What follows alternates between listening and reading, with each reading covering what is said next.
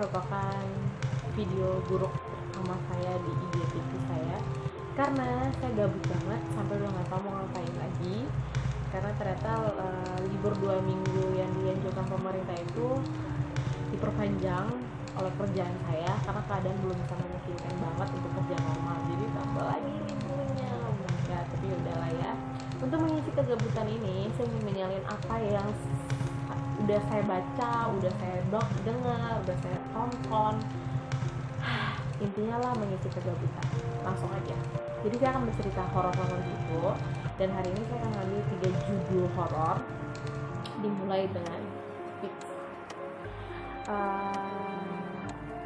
Jadi ada sebuah apartemen di sebuah kota yang gak mungkin disebutin namanya itu, hiduplah sepasang suami istri, di mana satu hari suami ini mengalami kecelakaan mobil yang mengharuskan untuk suami ini beristirahat di rumah selama beberapa hari sampai keadaannya pulih, dan istrilah yang menggantikan posisi suami bekerja.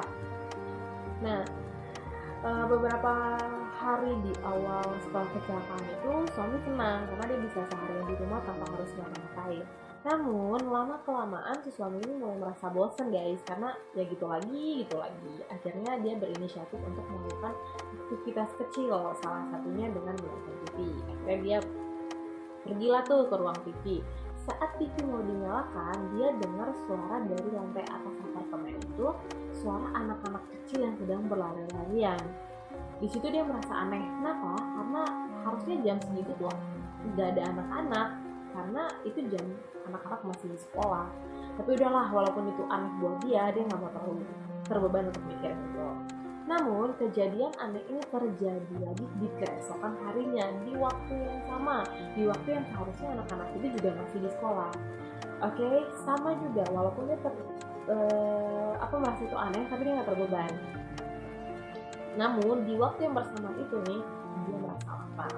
Karena dia merasa lapar, akhirnya dia pesan 2 kotak pizza pesan antar.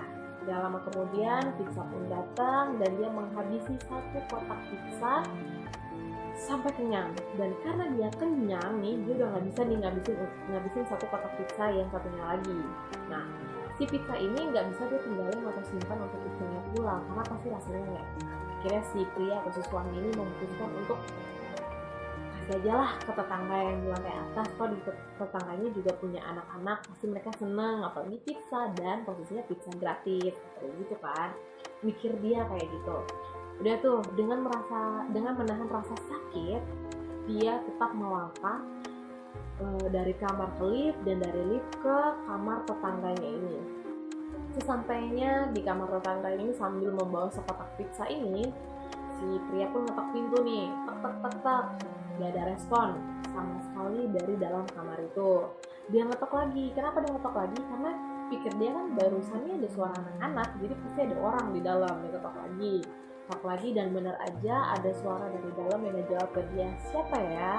Udah tuh, sembari muncul suara itu, pintu pun dibukakan dari dalam dan muncullah sosok seorang wanita parubaya yang membuka pintu itu. Nah, si pria itu pun melihat pintu itu tuh yang dibuka yang oleh si wanita itu tuh sedikit banget gitu, sampai si pria itu cuma bisa lihat muka si wanita parubaya itu doang. Tapi si pria pun masih bisa lihat kondisi di dalam kamar si tetangganya itu. Kamar itu gelap banget, gak ada cahaya sama sekali. Udahlah, akhirnya si wanita parubaya itu pun menanyakan, ada apa ya, ke si pria kan. Terus si pria bilang, saya ingin menawarkan pizza, saya tetangga lantai bawahmu, kata si pria ini kan. Terus si wanita parubaya itu pun menjawab, tidak usah, makasih.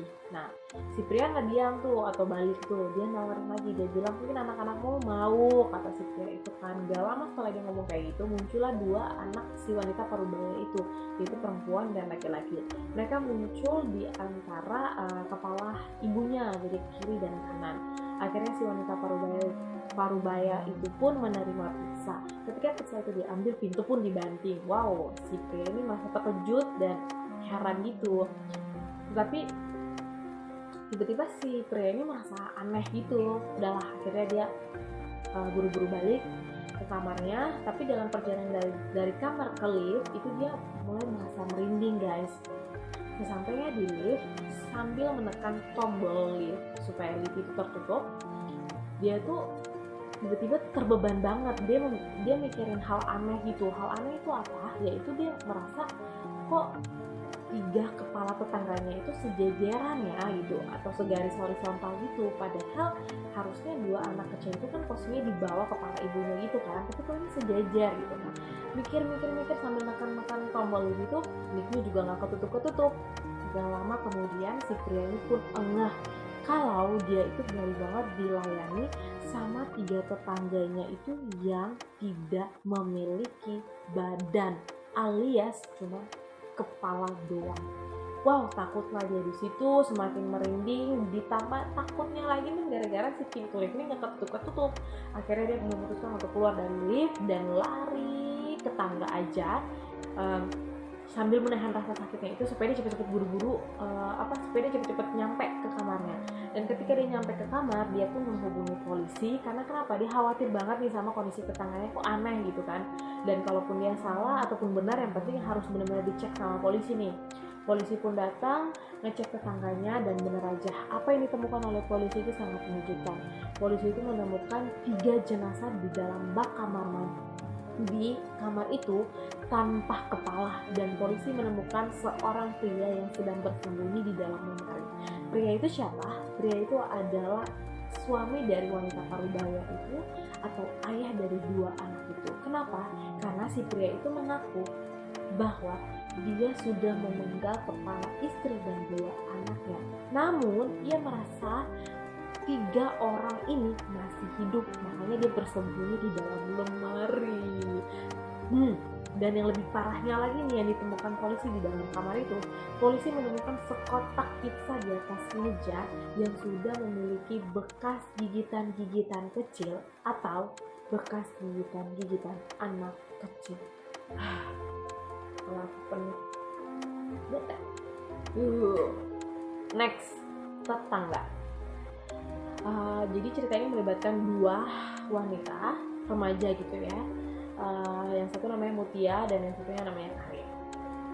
Pada suatu hari Mutia pulang dari luar kota dan dia mendapati rumahnya itu terkunci, kosong, dan ibunya tuh nggak ada di dalam gitu kan. Nah, si Karin melihat dan si Karin menyapa si Mutia kan, katanya gitu. Nah, si Mutia pun akhirnya mampir ke si Karin. Ketika si Mutia mampir ke Karin, posisi itu saat itu si Karin tuh lagi masak gitu kan.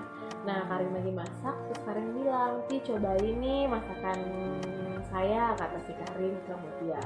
Akhirnya Mutia pun mencoba masakan Karin. Wow, pas dicoba itu Mutia bilang, wah enak banget nih makanan kamu, nggak nyangka ya kamu ternyata jago masak, kata Mutia ke Karin. Sambil mencicip-cicipin makanan itu, si Mutia nih nanya ke si Karin, biasanya ibu pulangnya jam berapa ya? Soalnya dari tadi telepon gak diangkat-angkat, kata si Mutia ke Karin. Terus Karin pun menjawab, udah tunggu aja, nanti juga kamu tahu, kata si Karin ke Mutia kayak gitu. Ya udahlah tuh, Mutia melanjutkan makannya sambil terus memuji makanan si Karin nih. Karin seneng banget nih karena ini juga adalah momen pertama untuk si Karin dimana dia baru dapetin orang yang memuji masakan dia, kata si Karin gitu kan. Udah tuh akhirnya si Mutia terus nyobain makanannya sambil Mutia bertanya lagi nih ke Karin, pakai daging apa Rin? Enak banget, kata si Mutia. Terus si Karin bilang, itu ada di kulkas, lihat aja sendiri, kata si Karin ke Mutia nih. Akhirnya si Mutia beranjak dan membuka kulkas. Apa yang didapatinya? Dia menemukan daging.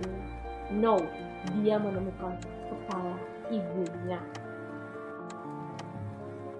Akhirnya si Mutia pun terkejut, dia berbalik arah menatap si Karin dengan muka yang pucat, gak bisa bergerak, gak bisa ngapa-ngapain. Dan apa respon dari si Karin ke Mutia?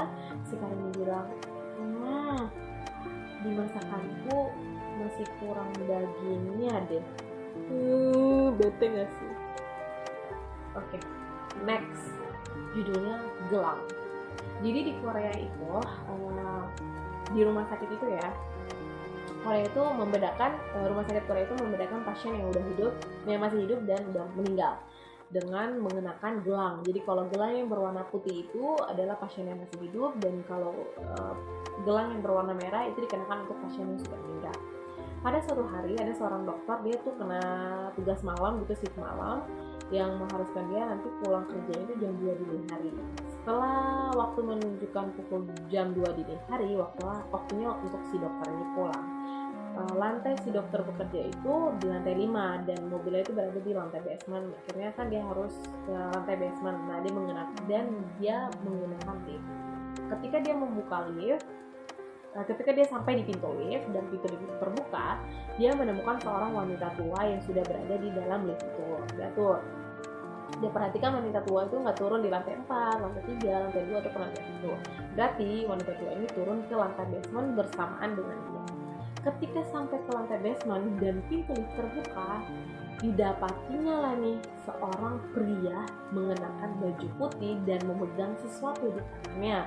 Si dokter ini pun kaget, dan si dokter ini pun menarik kembali wanita tua ini yang tadi mau keluar bersama dengan dokter ini, ditarik kembali masuk ke dalam lift dan ditutup pintu liftnya. Kemudian si wanita tua ini akhirnya bertanya ke si dokter, "Oh, kamu narik saya?" kata dia gitu kan. Si dokter pun menjawab, "Harusnya Anda berterima kasih karena saya itu udah menyelamatkan Anda dari si pria berbaju putih yang mengenakan atau memegang gelang berwarna merah itu," kata si dokter ke si wanita tua itu. Terus si wanita tua itu bilang, "Maksud kamu gelang yang seperti ini?" Dan wanita tua itu mengenakan gelang yang berwarna merah. Oke, posisinya saya tuh lagi sendirian, jadi seperti di kamar ini. Ya udahlah, sekian dan terima kasih untuk kegabutan saya ini. Semoga kalian malu. Oke, dadah.